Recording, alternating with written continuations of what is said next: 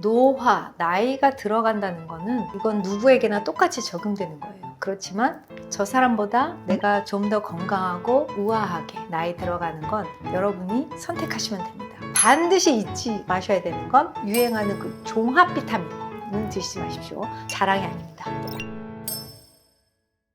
나이 든 환자분들 뿐만이 아니라 제가 이렇게 정말 오랜 동안 환자분들 진료를 하면서 항상 문진할 때 어디가 아프세요?와 빼놓지 않고 드리는 질문이 있어요. 몇 시에 주무세요? 그다음에 식사는 하루 몇 번 하세요? 운동은 어떤 거 하세요? 이런 질문을 꼭 하거든요. 그런데 대개는 증세가 심각하고 안 좋은 분일수록 늦게 자고 불규칙하게 드시고 운동 안 하시고, 생활 습관이라는 건 한 번에 고칠 수가 없어요. 이제 오랜 동안 반복해서 뇌에서 그걸 기억해서 몸을 주관하는 게 습관이거든요. 사람들이 자기가 자기 몸의 주인이 아닌 것처럼 사세요. 그 얘기는 뭐냐면 기분이 우울해 그러면 왜 이렇게 우울하게 들어가, 집중이 안 돼 그럼 졸려 이러면은 거기에 그냥 순응하시거든요. 집중이 안 돼 그럼 집중이 잘 되게 해야지. 이게 내 주인이잖아. 근데 주인이 마음대로 못하고 살아. 내 몸의 주인이 나라고 생각하면 내가 원하는 대로 내 몸을 끌고 가시는데, 그때 그 도구를 쓸 수 있는 게 운동이에요. 운동을 하면 혈액순환이 되면서 일단은 몸 전체에 이제 뻣뻣하고 이제 이뮨 시스템 애들이 쫙 떨어지는 게 올라가고, 중추들이 일을 하면서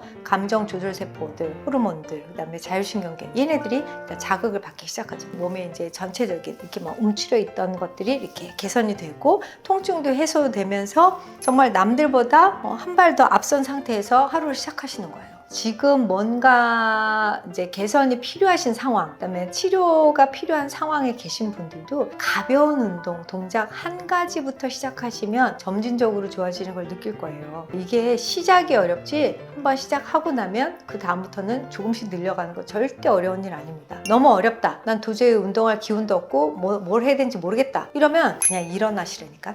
의자에 앉아 계시지 말고, 자, 일어났다가 앉았다가 일어났다가 앉았다가 하다가 어느 순간 앉을 때 엉덩이를 의자에 이렇게 붙이지 않고 딱 이렇게 앉는 거야. 그러다가 또 일어나고, 그리고 어깨, 견관절, 그다음에 고관절, 무릎 관절은 스트레칭이 중요해요. 그래서 우리가 어깨 같은 경우는 팔을 항상 우리가 앞으로 사용을 다 하기 때문에 견관절이 원래는 이제 옆에 있어야 되는데 이렇게 앞으로 쏠려 있으세요. 앞으로 쏠려 있으면 이제 뒤쪽 목, 어깨, 그래서 여기 뒤에 하이퍼텐션도 막 생기고 이러는데, 그러니까 이런 모든 것들을 예방하기 위해서 원래 위치대로 있는 상태에서 쓰셔야 돼요. 그러려면 어깨 관절은 항상 손을 앞으로 두고 쓰는 생활 습관 유의해서 밖으로 돌려주는 스트레칭을 하시면 돼요. 특별히 도구 이런 거 필요 없어. 그리고 대개는 팔을 아래로 내리고 쓰기 때문에 위로 올려서 여기를 쭉 이렇게 스트레칭, 이것만 해도 충분한 도움이 되는 동작들이에요. 그럼 어깨의 위치만 제대로 만들어주면 여러분들은 훨씬 아름답고 건강하고 우아해 보여요. 그리고 또 습관의 문제인데, 이게 이제 운동하는 것도 저처럼 매일 조금씩이라도 운동을 하는 사람들은 그 조금으로 큰 혜택을 봐요. 건강해지고 몸에 이제 탄성을 잃지 않고 안 아프고 좋은데, 10분으로 큰 효과 보겠어? 그 10분이 이렇게 되는 거야. 나이가 들면 들수록 정말 큰 차이가 나요. 그래서 그 10분 운동 오늘부터 시작하시면 정말 좋겠어요. 운동을 왜 그런 개념을 생각하는지 모르겠어? 왜 이렇게 예쁘게 피트니스 가려고 옷 막 쫙 이렇게 탱크탑 입고 어디 가서 나 뱃살이 나와서 운동하러 못 가. 어머 너무 웃기지? 나 때가 많아서 때 못 밀어. 이거랑 똑같아.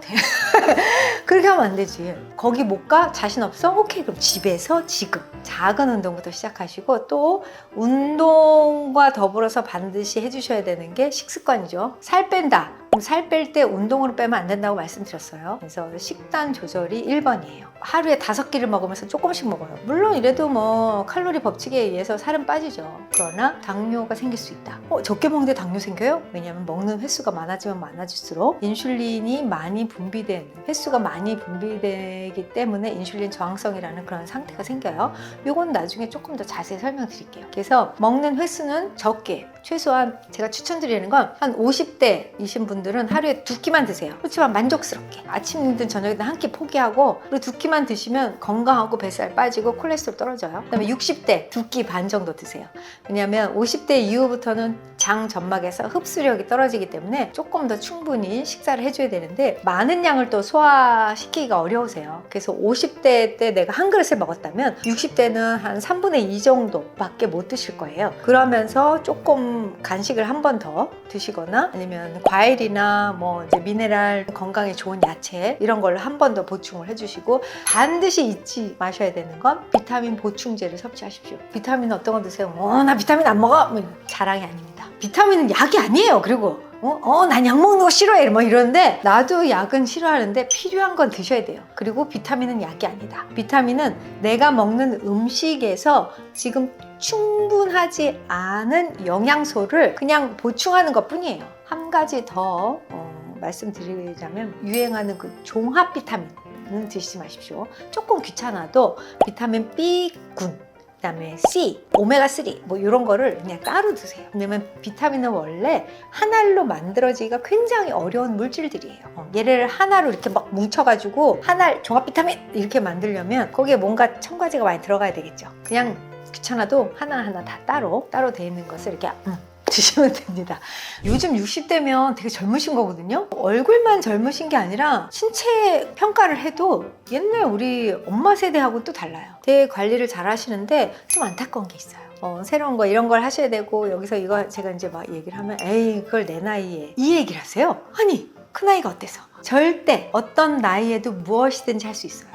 우리 몸은 나이 들어서 내가 죽는 그 순간까지 뭔가 반복하는 것을 발전시키는 메커니즘은 끝까지 남아있어요. 그래서 내가 뭔가를 배우고 싶다 아니면 새로운 걸 도전하고 싶다 하시면 됩니다. 조금 시간이 많이 걸릴 수는 있어요. 그러나 불가능하진 않아요. 저는 요즘 이제 새롭게 도전하고 있는 게 이제 헬라어예요. 그 헬라어를 이제 언어적으로 표현한다기보다 그 원문을 이제 읽고 원문의 뜻을 알아보려고 하는 거 이제 그걸 하고 있어요. 근데 굉장히 신기하고 이 나이 들어서 이렇게 새로운 걸 알아간다라는 그 기쁨이 너무 커요. 그래서 이게 이런 거였구나 라고 할 때 이렇게 쫙 전율이 그런 느낌이 있어요. 그 뿌듯함이 내 몸 속에서 일어나는 일은 엄청난 일이에요. 여러분들도 그런 걸 한번 느껴보세요. 그러면 치매도 안 걸려. 이건 진짜 증명이 된 거예요. 이제 뇌 회백질이라는 부분이 이제 손상되거나 아밀로이드라는 그 단백질이 침착되거나 하면서 우리가 이제 뇌 기능이 손상되고 기억력이 떨어지고 뭐 치매나 기타 등등 여러 가지 뇌 질환, 퇴행성 질환들이 생기는데 그런 것들이 개선된다. 과학적으로 왜 그런가를 이제 다 봤는데 그 중에 또 이제 재밌는 게 새로운 일을 하면 에너지를 많이 쓰면서 이게 쉽게 피곤해지는 거예요. 몸이. 그러니까 잠을 잘 자. 이게 핵심이에요. 잠을 오랜 동안 딱 자고 일어나면 뇌는 이 양동이에 물을 가득 담아놓고 두부를 딱 던져놓으면 이렇게 둥둥 떠있는 딱 그런 모습이에요, 뇌가. 그래서 뇌 주변에 그런 물이 있단 말이에요. 그 물을 우리가 뇌척수액이라고 불러요. 근데 그 물이 뇌도 세포이기 때문에 낮 동안에 막 무슨 일들을 하고 나면 뇌 찌꺼기가 나와요. 그런데 이 뇌 찌꺼기들이 이 뇌에서 이 경추를 타고 척수 아래로 쭉 내려가서 림프관으로 빠져나가야 되거든요. 이게 자면서 일어나는 일이에요. 그래서 숙면이 중요하다. 그래서 숙면을 취하지 않는 어르신들 새로운 일을 하시면서 피로감이 올라가면 숙면을 취하는 그런 방법을 이용하셔도 좋으실 것 같아요. 근데 새로운 일이라고 특별히 뭐 언어, 악기 막 이런 것만 새로운 일이 아니고 여행을 가서 모르는 길을 찾아가는 거 그것도 새로운 일이에요. 내가 익숙하지 않은 모든 것은 다 새로운 일이에요. 그러니까 새로운 일, 내가 몰랐던 것 무엇이든 좋아요. 몸으로 익히는 것을 한번 해보십시오. 그리고 뭐 이제 나이 들어서 절대 하면 안 되는 거 이제 말씀드렸잖아요. 근데 또 하나 정말 중요한 게 있어요. 어떻게 우아하고 건강하게 나이 들어가는가를 제가 열심히 설명드리는 우리 채널을 구독하지 않는 행위 요거는 굉장히 치명적입니다.